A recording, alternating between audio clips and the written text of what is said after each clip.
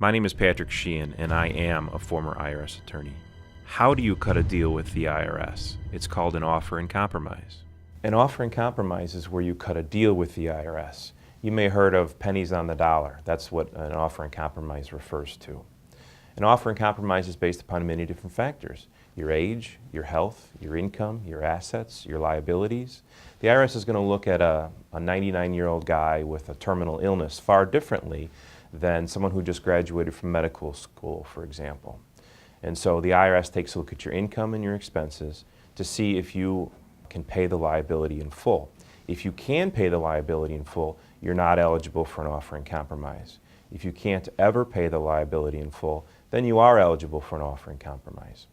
Once you cross the threshold into eligibility, the focus is no longer on what you owe anymore. It could be $1 million, it could be $10 million, it doesn't matter. If you're eligible for an offer in compromise, the focus is then on your ability to pay. And that's unique only to you. The IRS has something called national standards. It's kind of like a budget. And so you're entitled to housing and utilities. But if your housing and utilities or your car is more expensive than the national standards, then the IRS disallows the difference for purposes of the mathematical calculation to determine if you're eligible for an offer in compromise. Now, if you take a look at the offer form, it's relatively simple. You check the boxes, you can file an offer in minutes. That's the worst thing you can do.